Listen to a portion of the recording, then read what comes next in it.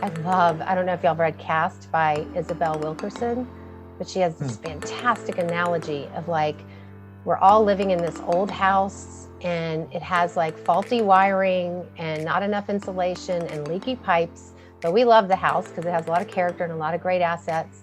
But the infrastructure was done wrong. And we are living in that house now, and we are responsible for fixing it, even though we did not cause the problem pipes. Welcome to The Race to Social Justice, a podcast that explores the myriad racial and social challenges facing the modern world, with your hosts, Kiva White and John Kepner. Thank you for being part of the courageous conversation, because when it comes to combating social injustices in America, it is not about being confrontational. It is about being conversational. So let's go ahead and let's jump in. I think this is good to jump right in. So this is awesome. I'm so excited. I can't believe that we're actually here doing this. Conceptualization to conversation. And that's why I'm so excited to be here today. So welcome everyone to our courageous conversation and the Race to Social Justice podcast. I am Kiva White. And as you can see, I am the black guy of the group. Hi, Kiva. I'm John Kepner, and I'm the white guy. And Kiva and I like the letter K. K for Kiva, K for Kepner, but more importantly, K for the K factor, which stands for knowledge. And this is all about having courageous conversations to bring knowledge, bring education to people. That's right. It's all about that, John. And I really appreciate you being here and joining in this quest to just open up society and open up everybody's minds. There's a lot of things that's been going on in our society today. I always like this quote by Dr. Martin Luther King, and I think it will help set the stage for what we're about to do today. And Dr. King said, people don't get along because they fear one another. People don't get along because they fail to communicate with one another. And I think this Courageous Conversation podcast is going to allow us to have in-depth conversations to promote racial equity and justice through honest, and sometimes it's going to be sometimes difficult dialogue too. And, making us feel a little bit uncomfortable and a little bit vulnerable at times. And I think that's very important. John and I have been having these conversations with each other over a course of several years now, and it has truly deepened our relationship as friends and as colleagues. So I really think this is a great time that all of this has really led us to invite, guests to share their own honest experiences, because it's all about storytelling, right? Everybody has a history and we all have a story to tell. And this is a platform to allow us to do that. So we hope that these conversations will help you in your own personal journeys, as they have helped me and John to develop a better understanding about social justice and all the things that are going on in our society about racism. So, John, who's our guest today? Who do we have today? Our guest today is Marion Biglan. And Marion hosted a session on racial justice and racial equity at our church 5 or 6 years ago. And I participated in that, as did a lot of our parishioners. In fact, it was so good and so powerful that it was a couple sessions on Sundays after service. Wow. That people stayed longer than they normally stay. Wow. And for me, it was impactful. I confess I've been a social liberal for a long, long time, but I never really thought about white privilege. And that was one of the subjects that was addressed.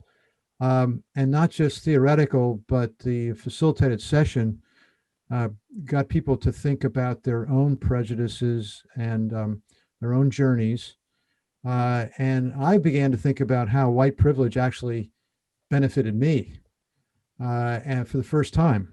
And that started me on a new journey. And so I owe that to, in large part, to Marion.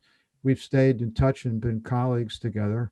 And Marion, I'm not going to steal more of her thunder, but Marion is all about teaching like we are doing now. But she has a model that's all about teaching white people about racial justice. So Marion, could you start out by just telling us a little bit about what you are doing now, and then we'll dive into your background. Yes. Hi, John and Kiva. It's so great to be with you all. And thank you so Welcome. much for having me on your new podcast. I'm so excited about what y'all are doing, and really grateful to be a part of it.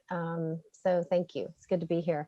And John, I have to say, as you told that story, oh my God, I just got a little warm fuzzy in my heart, because that is so meaningful to hear of that impact that it had on you. And it's been a real joy to see the actions that you have taken, the relationships you have built, like this beautiful friendship between you and Kiva, and how it has showed up in your leadership, that perspective shift. So I'm really touched that I was part of that journey for you. And I think it's kind of evidence of, not evidence, but it's an example of why I do this work. And it's really meaningful. I do feel like this work is kind of a calling and a life's purpose. And it feels really rewarding and meaningful to be able to do it. So I'm an executive coach, and as my full-time day job and facilitator, have been doing that on my own for about 6 years now. My business is called Illuminate Coaching, and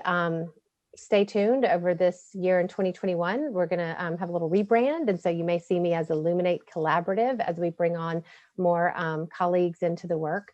And it's called Illuminate because I'm really passionate about helping people see what's hard to see. And I do that as a leadership coach with my kind of one-on-one leadership work, where I help leaders see kind of what are the narratives or limiting beliefs they might be harboring that are hold them back from their fullest leadership. And then in teams, I look at what are the organizational dynamics that may be difficult to address and look at, and how do we kind of boldly address them so we can move forward and more cohesively in achieving our missions. And then with racial justice work, what I have found is that we white people have a hard time looking at the history of racism, and in particular, a system that was built into our system where white is better, otherwise known as a system of white supremacy. And that can be hard to look at, because it brings up a lot of tough feelings. And as a coach, I like to hold space for people to process in a way that doesn't harm people of color, by, having people of color have to teach us and support us.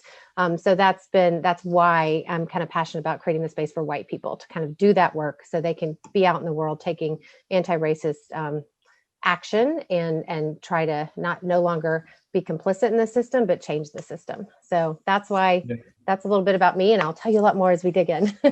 Oh, that's awesome. Thank you so much for sharing that. It's been a pleasure.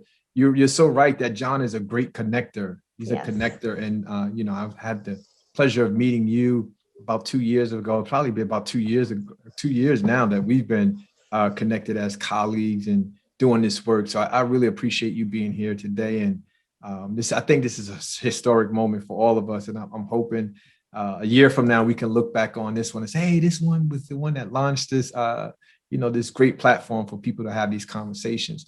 So I wanted to talk about, as I get into diversity, equity, and inclusion consulting work, one of the biggest challenges for me is I hear a lot of organizations say, particularly when there's heightened moments of social unrest, racial injustice, like the past few years that we've been experiencing, that they just want to, quote unquote, do something. Mm-hmm.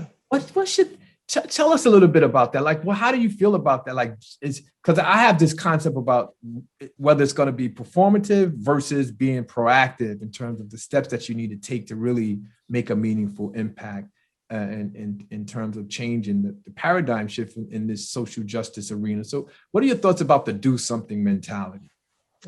Yeah. Oof, it's a good one. Well, I think the desire to do something is better than the desire to do nothing. So I'm going to start there. I want to acknowledge that desire, because I have seen way too long, and you probably have too. You both have seen this. We're talking to previous years, and John, this will echo from some of our work together. You might hear pushback. Oh, we're talking about race too much. Why are we doing this? We just need to all get along, right? So there's do something implies that people see that there's a problem. And so I appreciate that. And I want to honor that and validate that. but to your point about performative, I think we can react. So how many statements did we see from companies like Black Lives Matter? And so we're going to do something. And then their employees and their stakeholders like, okay, what are y'all doing? so now you got to do something, right? And so I will say that one of the things that a fellow colleague of mine, who is a coach and consultant as well, she was seeing a lot of her clients say, I want to do something and I don't feel equipped to do it. I'm scared I'm going to mess up. I'm scared I'm going to cause more harm. I'm scared I'm just going to be performative and not actually backed by action, but I know I need to do something because I'm the leader, I have power, and I need to do something. And so my colleague, Michelle of Leading Elephant, said, why don't we create a space for white people to process, to do some inner work to help them clarify how to take meaningful action to do something. So not give them a handbook, not give them a playbook, but say, you gotta work through that inner stuff so you can show up more effectively with your actions, and you can create an authentic action plan in community or in collaboration with with your stakeholders, that does help you do something. So that was actually the origin of our White Leaders Working on Anti-Racism course that we launched this July. And we have had about 180 white leaders from nonprofits and education organizations and more. It's spilling out to additional industries now. Join us for 4 cohorts so far of this work. And so our model is based on what we call inner work and outer work. And there's a lot, we did not make that concept up. That's a concept kind of out there in this space, which I think is really important. And it's this idea that, like, if we don't do this inner work, like the work John was talking about, where he started to see, oh, I do benefit from white privilege. What is white privilege? Where did that come from? How do I benefit from it? Then the actions can be harmful that we take. They can cause more harm unintentionally if we're not kind of building our knowledge, to get to the K's, and our self-awareness of how we are, contributing. So that's what we try to do. And I've a teacher of mine always has, and she's in my head as I say this, there's a balance, there's a both and. We have to think about, how do we not just do our own self-work, but make sure we're taking action, because the self-work is in service of creating a more just world. And we have to constantly be taking actions to do that. But, like, how do we also be able to take informed, thoughtful, effective action? So I think it's a both and of, like, doing that self-work, building your knowledge, building your self-awareness, having accountability partners to talk about and create the plan together, and then take some steps, see what you learn, keep taking more steps. But what have you found? Because, like, I mean, like, what are you seeing on that? I agree. I think the something that you just described, the something that you need to do first is acceptance, right? So I have this acronym, that I think is very, very important. Before you act, and act is, you need to first accept, then you need to commit, and then there needs to be transparency in your communication. I love that. But the first thing you need to do is, we need to do something as an organization. Well, as a leader, and so I'm glad you're doing these trainings, for white leaders to actually do some self-work, because that's one of the things that is the challenge. It's the leaders of the organization that want to do something, and then they don't do something. Right. So what I mean by that is you put things in place for members of your organization to, make sure that you're doing DEI work and develop these committees and do all these initiatives, and then you don't show up to the trainings. Mm-hmm. And so, I'm working now to look at, should I even take consulting projects where the executive director or the CEO is not willing to engage, because they'll reach out to us, and then when it's time to do the actual work, there is no commitment to do that. So I like your balance. There is a dichotomous nature of, you got to do. It's great that they're willing to do something, but what is the something? And I think it should start with authentic, internal, healing on behalf of us all. But it really needs to be authentic, an authentic approach to doing the work. John, what are your thoughts? Well, Marion, I want to put Marion on the spot here right away. In your own personal experience, can you give us an example? And maybe you do this in your training. Can you give us an example of your own building a self-awareness that was impactful for you, and maybe that influenced you in terms of what you're doing now? Yeah. Yeah, definitely. I mean, I'm a walking example of what not to do. Because, and then ultimately what you can do, there's hope for all of us. I'm a walking example of that. Because I was trying to do something and it wasn't effective and I didn't understand why. And I'll tell you that story, and it's on my website too. So I can say it publicly. But it's, I'm going to go back a little bit into like my story, kind of how I, started to see this work. When I was growing up, I would notice around me, like just differences across race, and nobody was talking about it. And I got this message that we weren't allowed to talk about skin color and race. But I would see, we'd go to my grandparents' country club and it was all white guests. And then it was all Black people serving us. And I would drive through the quote poor neighborhood of town, and it was where the Black people lived. And our neighborhood was a quote good neighborhood, and there were no Black people. Same thing played out with schools. And so I was in church, right? Very segregated, in spite of living in a city that was not actually segregated and it was in the South. So it was very Black, white.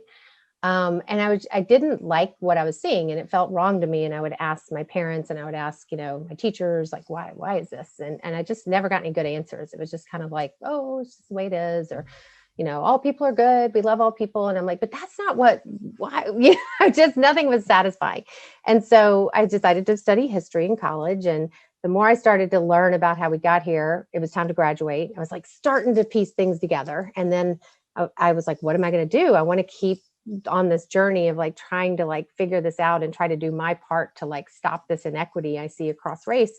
And so I joined an organization that's all about equity in education, and I became a teacher, and then I became a leader of that organization.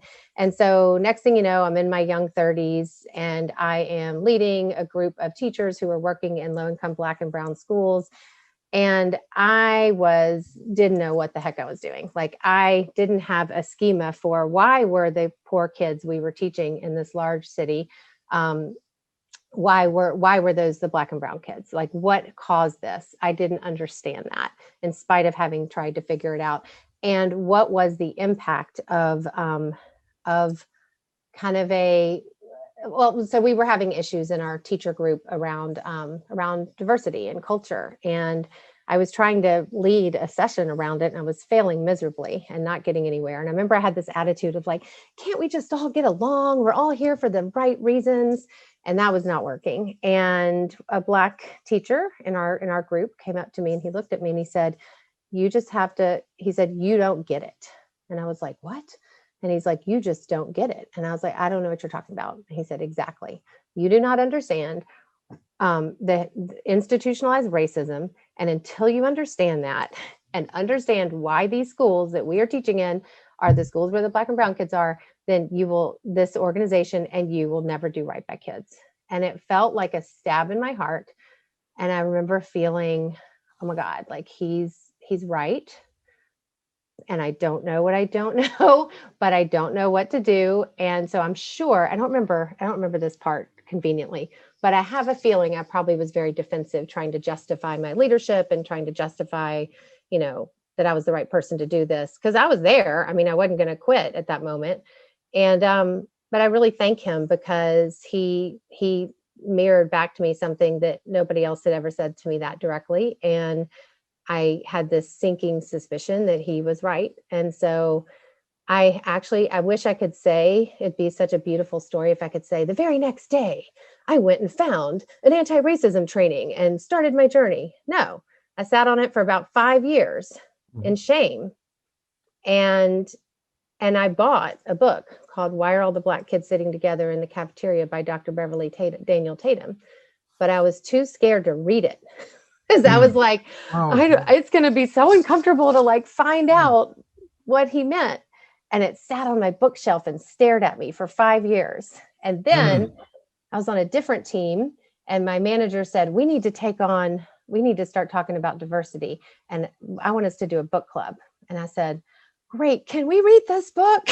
And so I pulled it off the shelf and she said, yes, I would love to read that book. I've already read that book. It's great. And so I guess a learning from that is I think there's a myth that we have to do this alone. And like, Yeah. I'm a person that does things in community. I learn in community. I process in community. I talk things through. Probably why I'm a coach, because I like to create that space for others now. But I was scared to do that work by myself. I didn't know how to do it. I didn't know what to do. And so the invitation to like learn alongside other people was exactly what I needed. And that was the first like real conversation based in the wisdom of Dr. Tatum that started me on a new path. And and I would say that was the moment in my journey. Thank you to this young man, Charles, and thank you to my manager who said, let's read the book. So it's a journey, and that was the origin of mine. Yeah. Wow, that's awesome. Thank you so much for sharing that. I think you nailed one of the roadblocks that I see in doing this work to continue on the journey to authenticity and acceptance, and that's denial. Yeah. It's denial and it's deflection, and so when those things, because it's hard, I'm learning, I teach a course at Rutgers called Diversity and Oppression. And the very first 2 weeks, we strip the students, we start to get them uncomfortable by exposing them to some of the historical atrocities of American culture when it comes to race in this country. And one of the PBS films that they have to watch and analyze is called Slavery by Another Name. And it really, really dives deep into slavery is over. And it talks a lot about convict leasing and how institutional racism and incarceration, even in 2021, is still a form of slavery, but it's just called something different. And just to students, you can start seeing them, just the weight just fall off of them module by module. But the one that really, really breaks the denial and deflection is when we ask the students the question, and I'm gonna pose it here, is, do you think that you are responsible for your ancestors' actions? You're asking me that question? Yeah. Yes and no. Did I do what they did? No. But am I responsible for addressing the impact of what the ancestors did, the white ancestors did? Yes. And so I don't know if y'all have read Cast by Isabel Wilkerson, but she has this fantastic analogy of like, we're all living in this old house and it has like faulty wiring and not enough insulation and leaky pipes, but we love the house because it has a lot of character and a lot of great assets, but the infrastructure was done wrong. And we are living in that house now and we are responsible for fixing it, even though we did not cause the problem pipes. I do live in an old house now. And if I looked at the leaky pipes, and actually we have really bad wiring in the front room that we're about to address. And if I was like, oh, well, I didn't put that wiring in there, so that's not my problem. No. Yeah. So, and am I going to feel guilty about the fact that whoever built this house put the wrong wiring in? No, that's not helpful. What I have to do is fix the wiring. So I love that analogy because I think we can't take on the shame and the burden. We can get stuck in the shame spiral. Yeah. Brene Brown calls it a shame spiral. Once we start to see like, oh shit, I hope I can curse on this podcast. Like, oh shit, once you start to see what the ancestors did, and I have some harm caused in my ancestry for sure. And it was hard to see that. It was never discussed in my family, but like that was hard to see and to acknowledge. But I can't get stuck in that shame. I have to do the work of undoing the legacy that was left. And it wasn't just my family. It was a gazillion white families. And lest we listeners point our fingers at the Southern harm causers who owned enslaved people, I should say, the North was just as complicit in buying the goods. And one of the biggest slaveholding areas was Rhode Island. That's so right. Like, it's real fun to have this north-south kind of finger pointing, and we got to get out of that because we all were complicit. We all contribute. Take a role. That's right. Your question, Kiva, brings up to my mind reparations, the subject of reparations. So yes, Yeah. I had never ever thought about that topic at all until the last 6 months. And when I first thought about it, I thought, it's so complicated to do something about it.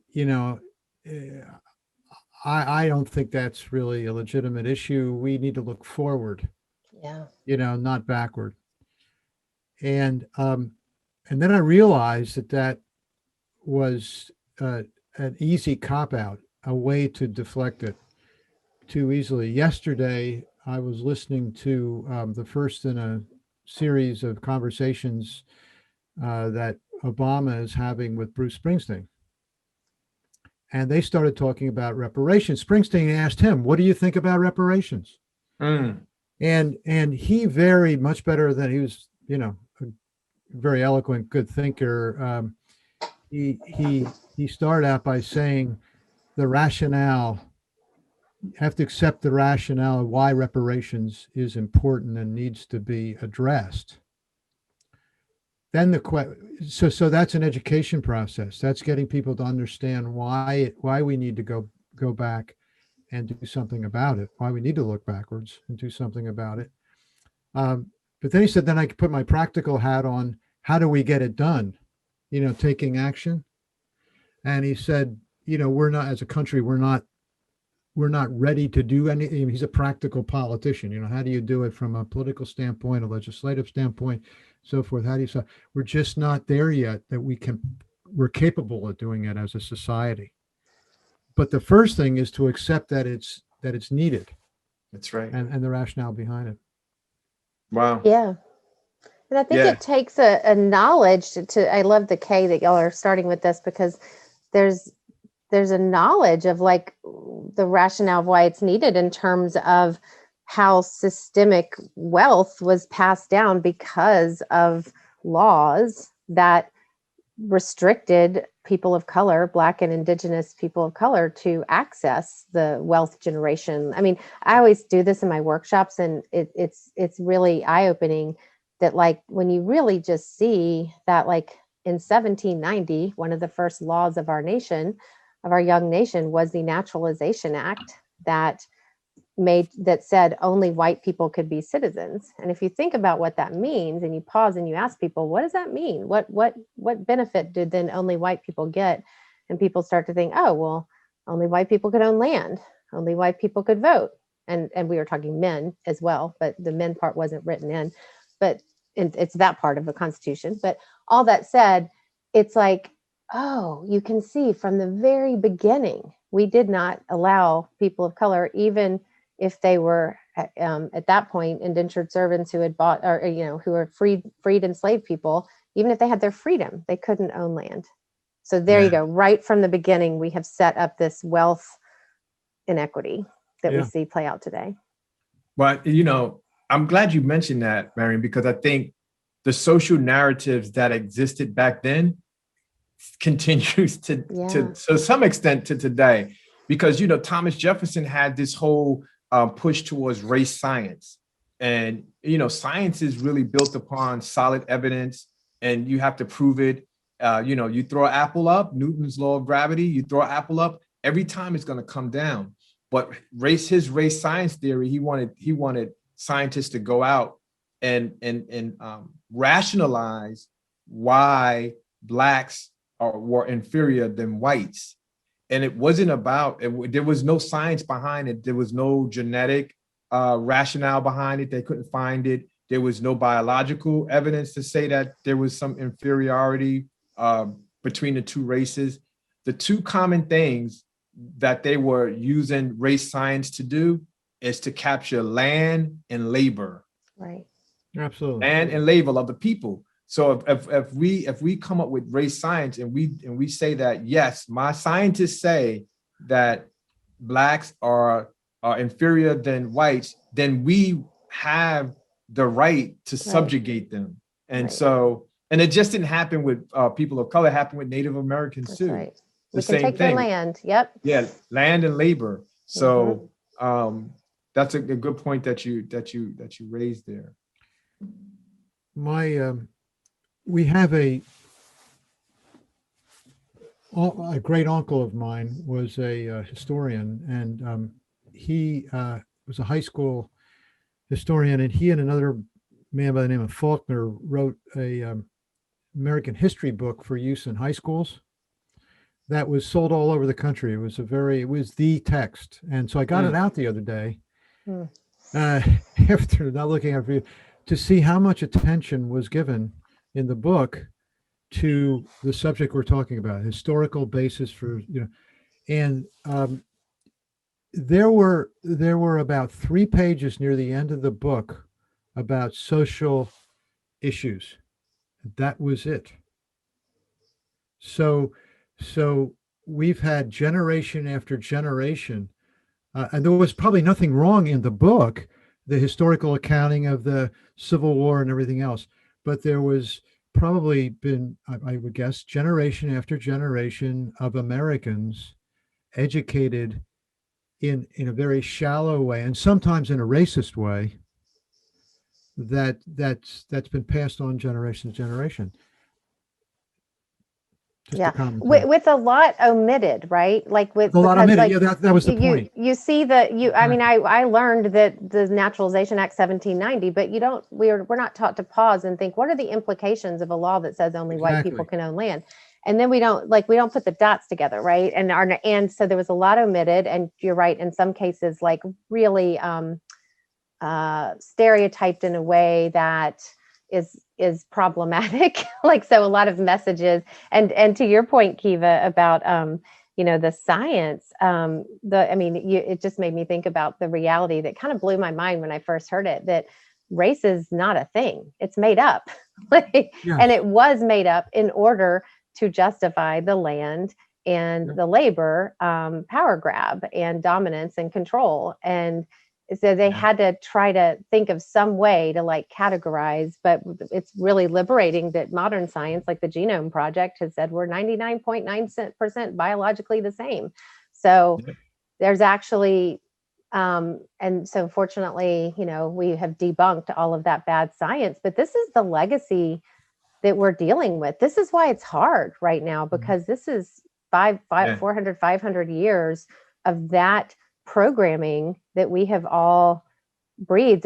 People talk about it like the water we're swimming in. Like the fish doesn't notice the water. You have to like zoom out and say, what is this? What are all the messages I've absorbed? What are all the like things that I just took for face value? And that's part of that work of like looking at it and having these kind of conversations. Yeah. I like your word, debunking that social narrative, because that's, I think, that's what it is. It's like the repetition of a thing. Like, I define race science as a man-made idea made to appear real. Yeah.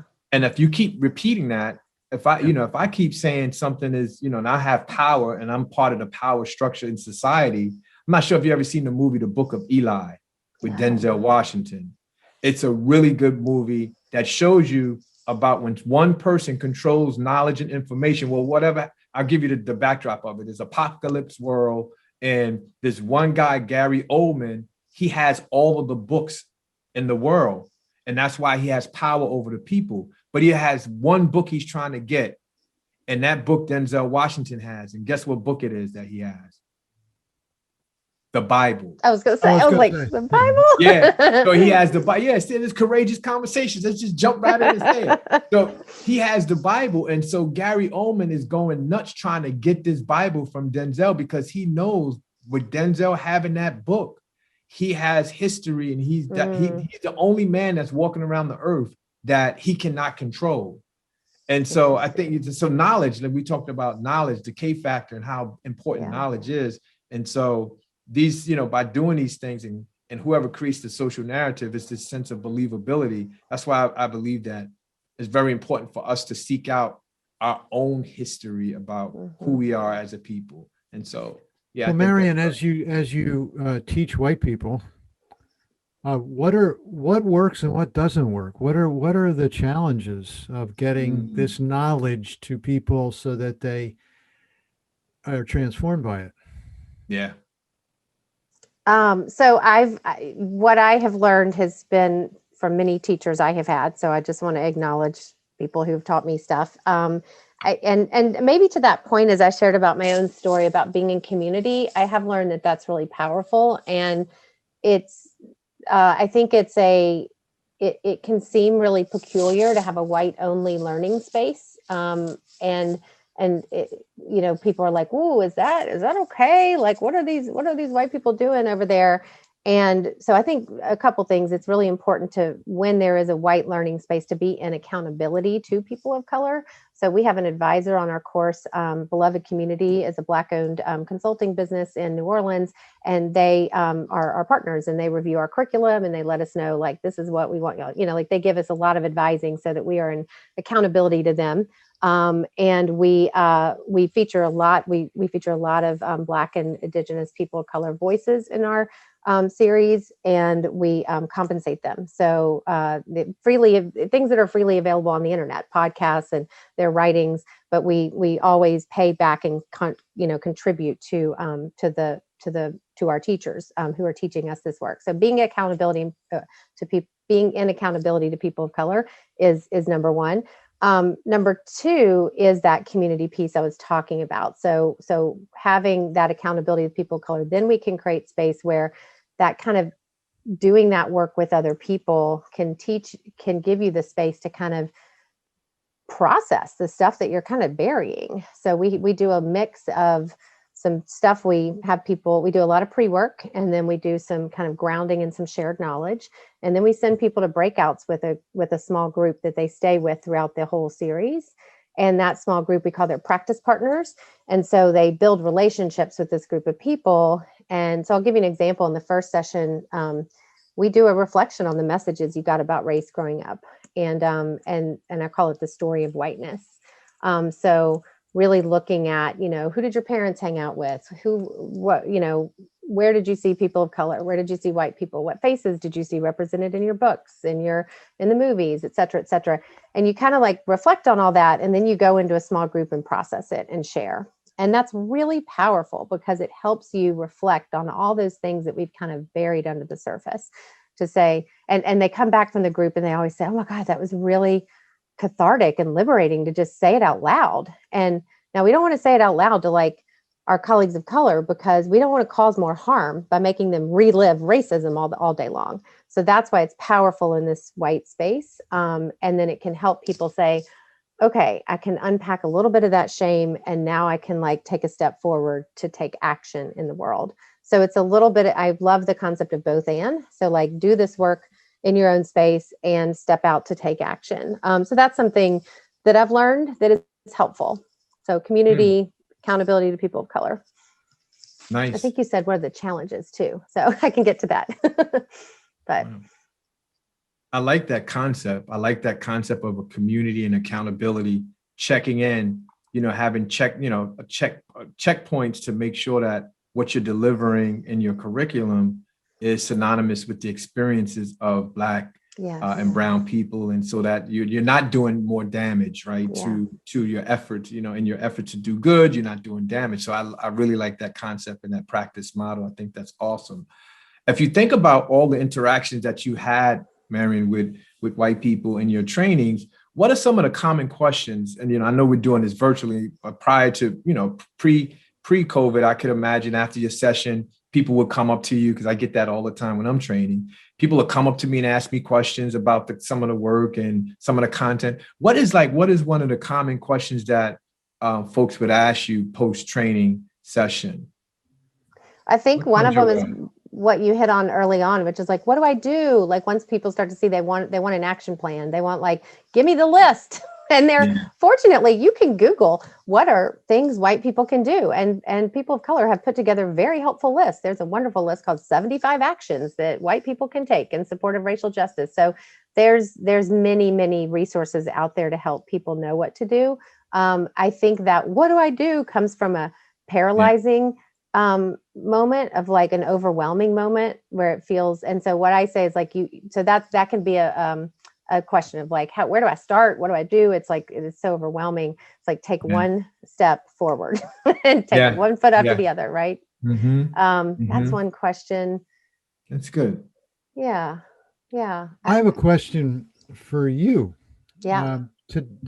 Recently, someone that I know and respect started a conversation by saying, I'm not racist. A white person. I'm not racist. Now, I have this philosophy that you can't grow up in this country and not be racist. Right.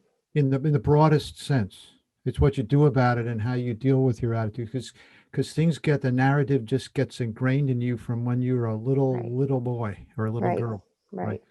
So in my definition of being racist, that makes me think, well, have you really thought about it? And, but in a quick conversation, so I didn't know how to deal with that. So I deflect it. I go to the subject matter that we're talking about and try to get some points made in the topic we're discussing. But how would you answer that question? Or have you encountered that kind of? Oh yeah, 100%. And there's landmines there for sure. I'm thinking about yes, definitely have encountered that question. Kind of depends on, for me, like who is it, of how I'm going to respond. But one of the things I've really learned from a lot of my teachers is this idea that we as white people cannot, my teacher, this one woman I learned from, Laura Brewer, she says we can't use the tools of white supremacy on other white people, meaning shaming, controlling, finger pointing, trying to dominate, trying to be better than. And so it's a real challenge, but we have to come at that person with love and empathy and recognize that I used to think that too. I mean, it like, so, and a wonderful person that I would love for you all to get on your podcast is a teacher named author and speaker named Dr. David Camp. And he has a model that he calls the RACE model. So it stands for reflect, ask, connect, and expand. And what that means is you first have to take a deep breath and reflect and get yourself in a position to kind of engage. And the A is to get curious. And he says,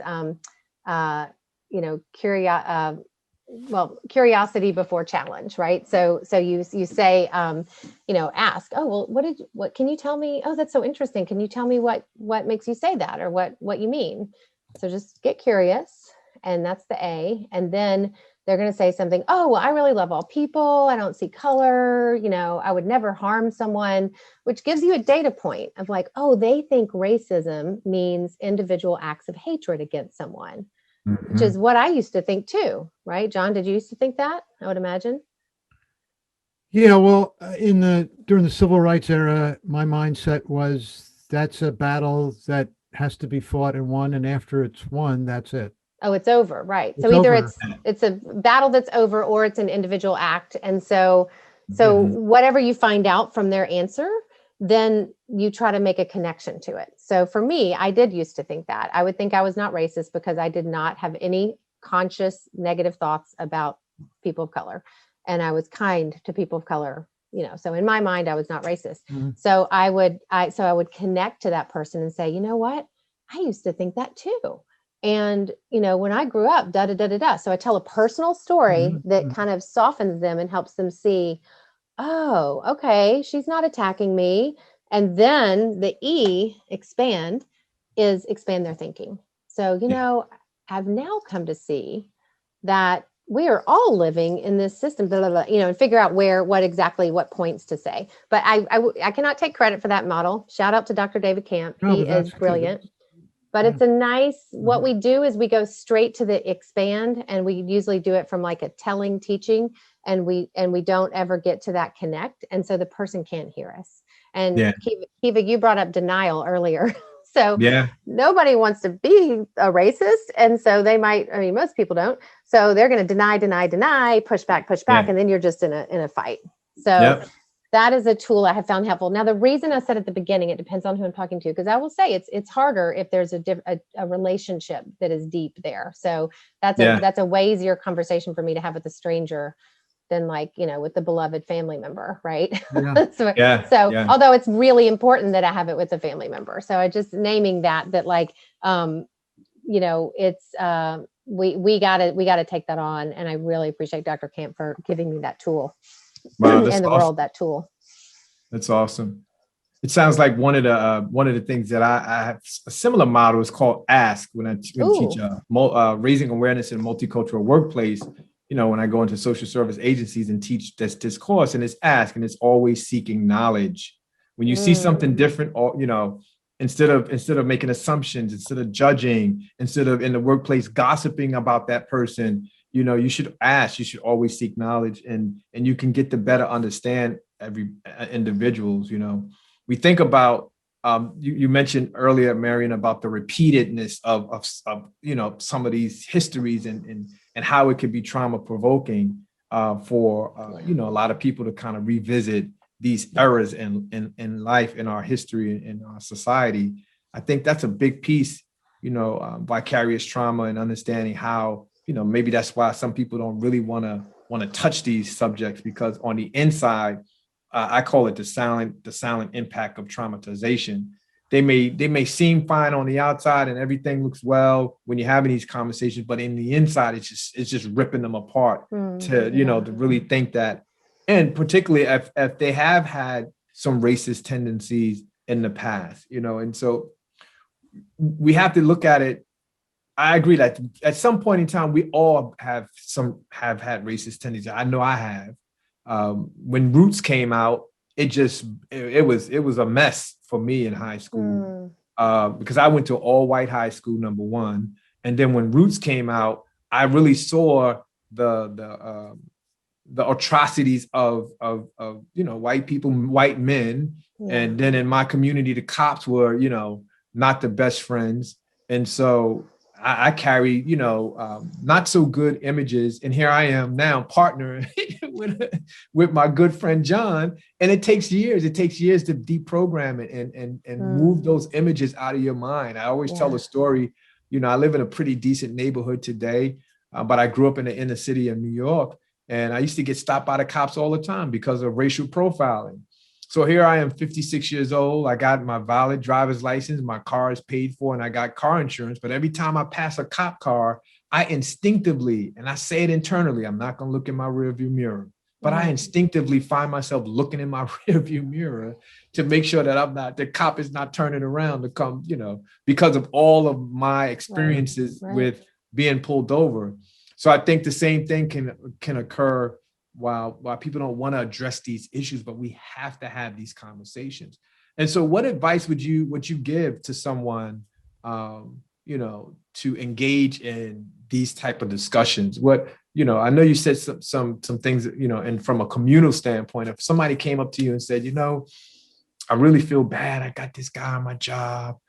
He's an African-American and he said something that I didn't feel was comfortable, and I really want to approach him and kind of, find out more about him. How do I go about doing that? I don't want to offend him, and I don't want to be offended, and I just don't want to let it go because it's been eating me up for the last 2 weeks.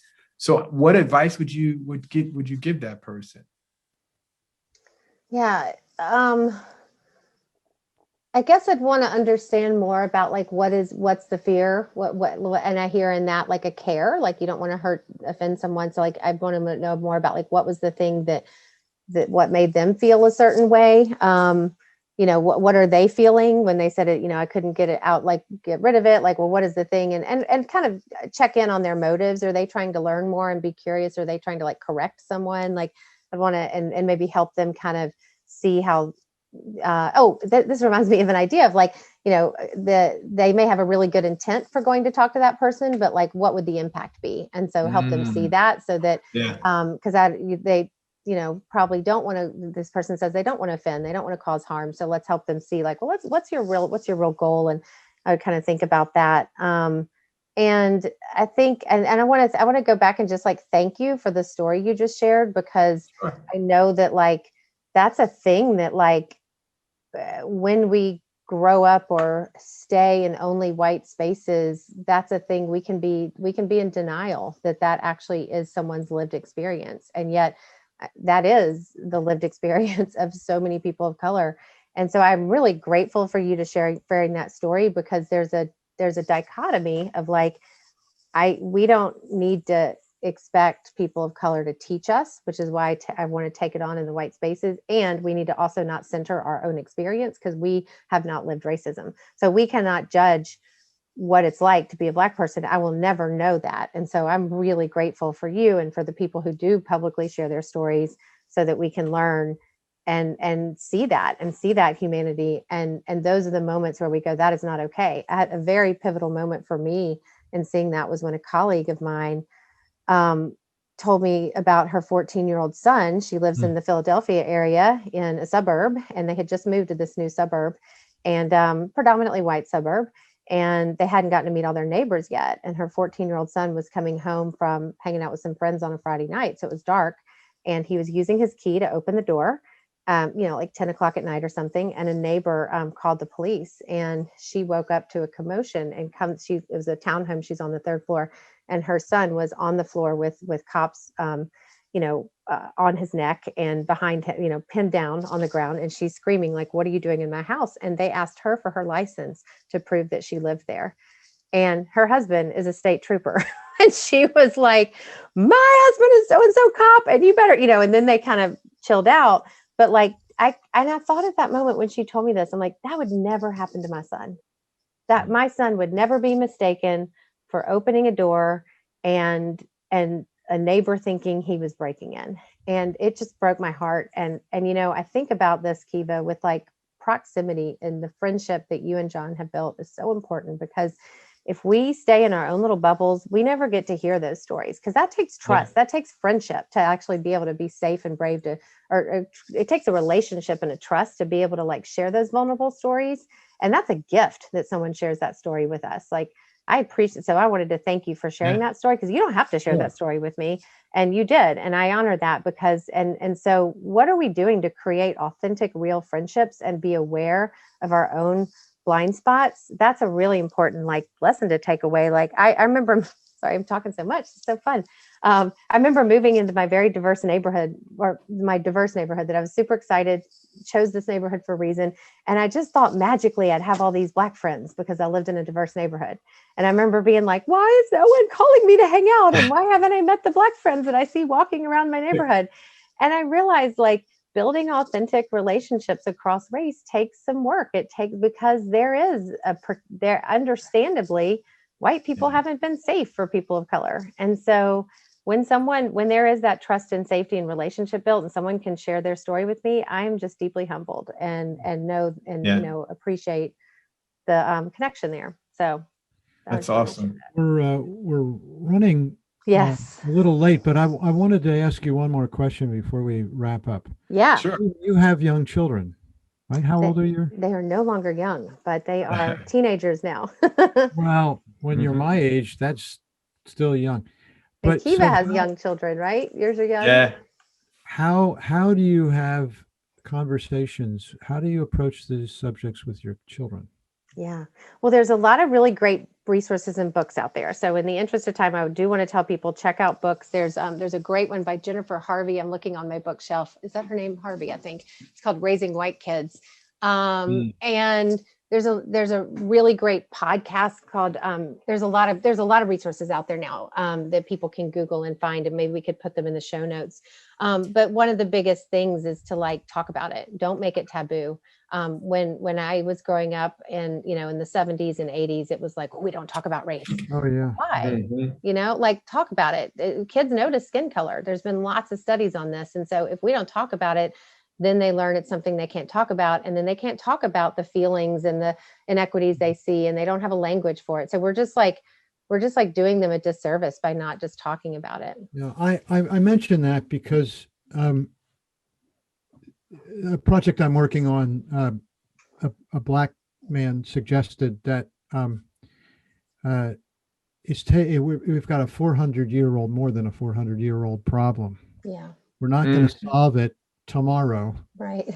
That our approach needs to be deliberate, patient but deliberate.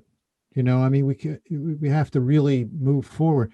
But the next generation or my case is 2 generations. The young people of today are observing this. Yes. I observed the crowds over the summer, the protests, were a lot of young people. And I see just in other areas, the gun control issue. So reinforce as parents and grandparents, reinforcing it with our children.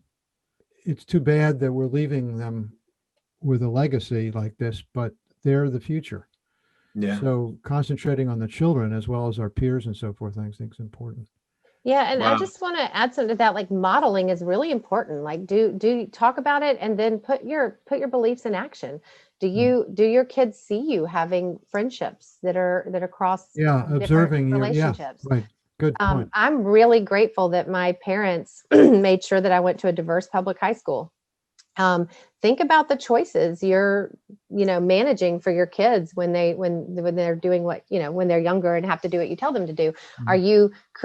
Are you consciously living in a diverse place? Are you sending your kids to a school that is diverse? I mean, these actions matter. And are they, and what are they seeing in your behaviors and your actions? I think that's really important. And something I try to do and model for my kids. And I think I'm really proud of where they are and how they see the world. And they are teaching me, and I'm grateful for that.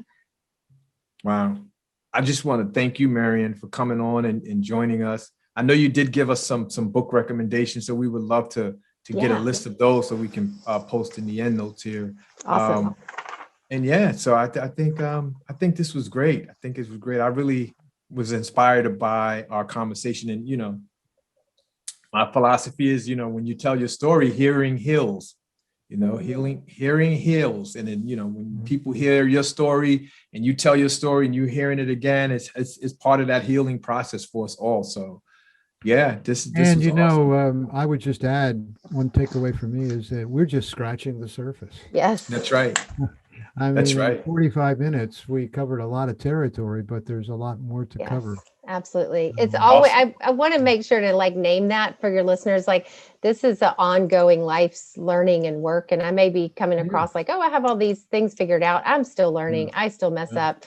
And I'm so grateful for the continued dialogue to do this work with you all. So congratulations on your podcast. Awesome. And thanks for having me be part of it. And Kiva, I always love hearing about your work and how you see the world, and taking away act and I love it, and ask and all your models. We are just sharpening each other as we go along through these journeys. I learned a lot from you as well. Thank you for those book recommendations and just your approach to the work. And I think it's really a great approach when you talk about the dichotomous nature, and you got to do something and, do something. It's not just a one-sided thing. So thank you so much for being here. Well, that's a good way to wrap this up. And thank everybody for listening to our show. Please join us again for another courageous conversation on our journey or our race to social justice.